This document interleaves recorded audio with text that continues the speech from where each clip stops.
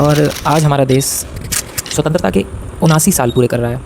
क्या आपकी देशभक्ति सिर्फ 15 अगस्त या 26 जनवरी को ही जागती है? शहीदों ने जिस भारत का सपना देखा था, उस सपने को सच कर दिखाना बाकी। पर क्या उन लोगों ने सिर्फ इतना ही सोचा था कि सिर्फ आप 15 अगस्त को इसको सेलिब्रेट करो और उसके बाद भूल जाओ? सिर्फ 15 अगस्त मना लेने से या 26 जनवरी को श्रद्धा भाव दिखा देने से काम नहीं चलेगा।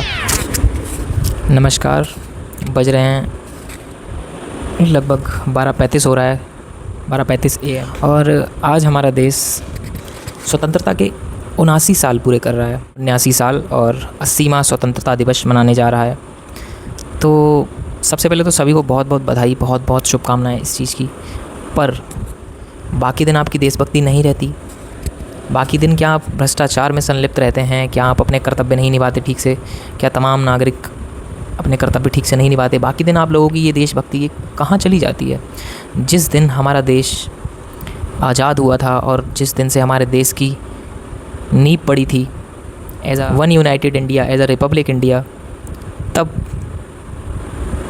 कहाँ थे हम लोग? और क्या सपना सोचा था हमारे देश के महान क्रांतिकारियों ने, महान स्वतंत्रता संग्राम सेनानियों ने, महान विशेषज्ञों ने, इस संविधान को बनाने वाली संपूर्ण समिति ने, तमाम संविधान के रचनाकारों ने? क्या आज हम जो सपना उन लोगों ने देखा था उस पे खरे उतरे हैं?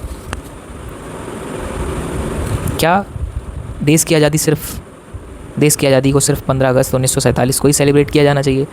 क्या हमारे देश को स्वच्छ रहने में, पर्यावरण से परिपूर्ण रखने में और भ्रष्टाचार ना रहने में इसको आज़ादी में काउंट नहीं किया जा सकता है?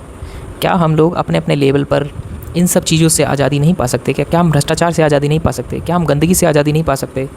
क्या हम ऐसी वांछित मानसिकता से आज़ादी नहीं पा सकते हैं जो तमाम देश में तमाम अराजकता फैलाते हैं लोग? क्या आप देखते हैं जो हमारी कंटेम्प्रेरी कंट्रीज़ हैं, जब इकोनॉमिक रिफॉर्म्स हो रहे थे हमारे इंडिया में, तब और भी कंटेम्प्रेरी टाइम की जो कंट्रीज़ हैं वहाँ पे भी रिफॉर्म्स हो रहे थे, इकोनॉमिक रिफॉर्म्स हो रहे थे। क्या हमारा देश उनके जितना विकसित हो पाया? फॉर एग्जांपल चाइना, क्या चाइना की इतना हमारा देश विकसित है? कहने को हम राष्ट्रभक्ति में अपने देश को किसी से कम नहीं आंकते हैं, पर जो सच में है जो चीज़ें, आपको उन पर रिलाई करना होगा और आपको ये चीज़ एक्सेप्ट करनी होगी। चाइना आज कहाँ है इकॉनमी में और हमारा इंडिया कहाँ है? हालांकि इतना पीछे नहीं है, हम ग्रो कर रहे हैं, पर क्या जिस रेट से हमको करना चाहिए उस रेट से किया हमने? ऐसा क्यों हुआ? ऐसा हुआ हमारे देश के तमाम भ्रष्ट लोगों की वजह से, तमाम भ्रष्ट मानसिकता के नागरिक, तमाम भ्रष्ट मानसिकता के नेता, सारे नहीं, कुछ तमाम चंद लोगों की वजह से जिन्होंने भ्रष्टाचार जैसी गंदी बीमारी अपने अंदर संभाली, उनकी वजह से। अगर वो ईमानदारी से काम करते, ईमानदारी से सब अपना अपना कर्तव्य निभाते, तब ये देश बहुत अच्छा होता।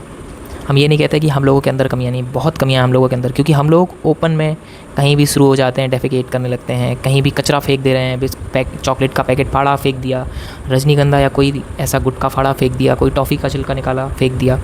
चाहे वो खेल का मैदान हो, चाहे वो अस्पताल हो, चाहे वो हमारे स्कूल्स कॉलेजेस हों, शिक्षा के मंदिर हों, चाहे सड़क हो, ये हम सब का कर्तव्य है कि हम अपने आसपास के नेबरहुड को, अपनी सोसाइटी को, अपने शिक्षा के मंदिर को, अपने अस्पताल और स्कूलों को हम स्वच्छ रखें।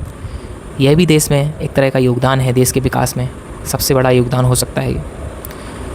और अगर तमाम शासन प्रशासन अपना कर्तव्य ठीक से निभाए, भ्रष्टाचार को ख़त्म करें, भ्रष्ट ना हो, अपना काम ईमानदारी से करें, तो ये देश बहुत आगे जा सकता है।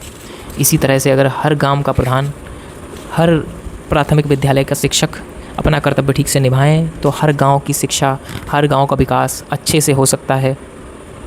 यही नियम लागू होते हैं जिला स्तर पे, राज्य स्तर पे और तमाम पंचायती स्तरों पर।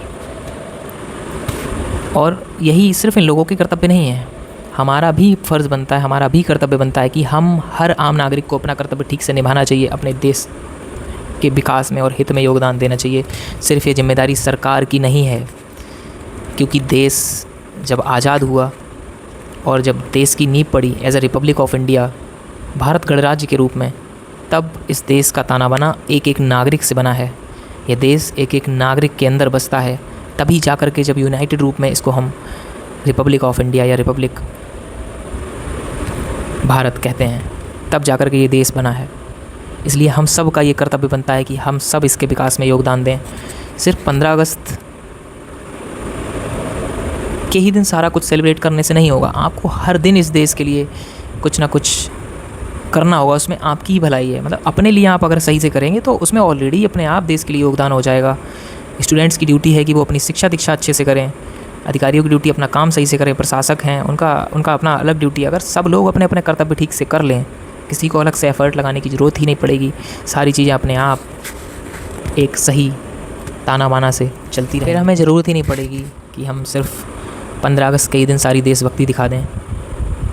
बहुत अच्छी बात है, हम सब 15 अगस्त के दिन उन तमाम वीर सपूतों को याद करते हैं, तमाम जिन लोगों ने योगदान दिया इस देश को आज़ाद करने में, इसके निर्माण में, इसकी नींव रखने में, तमाम लोगों को याद कर। पर क्या उन लोगों ने सिर्फ इतना ही सोचा था कि सिर्फ आप 15 अगस्त को इसको सेलिब्रेट करो और उसके बाद भूल जाओ? हम सब का ये कर्तव्य है कि हम इस देश के तमाम कर्तव्यों को, तमाम जो सपने हैं उसको पूरा करें और अपने कर्तव्यों को ठीक से निभाएं।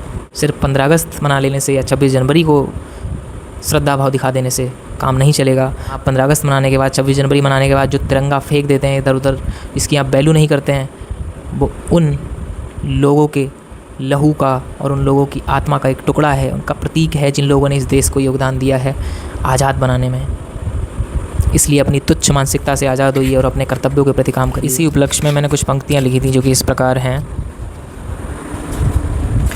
कि तिरंगा हाथ में लेना आसान है, तिरंगा हाथ में लेना आसान है, तिरंगे की आन निभाना बाकी है। आज़ादी का जश्न तो हर साल मनाते हैं, आज़ादी का जश्न तो हर साल मनाते हैं, अब देश को हर दिन बेहतर बनाना बाकी है। शहीदों ने जिस भारत का सपना देखा था, शहीदों ने जिस भारत का सपना देखा था, उस सपने को सच कर दिखाना बाकी है। देशभक्ति सिर्फ नारों में नहीं होती, देशभक्ति सिर्फ नारों में नहीं होती, इसे अपनी हर फ़र्ज़ में निभाना बाकी है, इसे अपने हर फ़र्ज़ में निभाना बाकी है। मैं एक छोटा सा स्टूडेंट हूँ इस देश का, छोटा सा विद्यार्थी हूँ। बस मेरी आप सभी से अपील है, रिक्वेस्ट है, इतना ही कर सकता हूँ। धन्यवाद। जय हिंद, जय भारत, इंकलाब जिंदाबाद।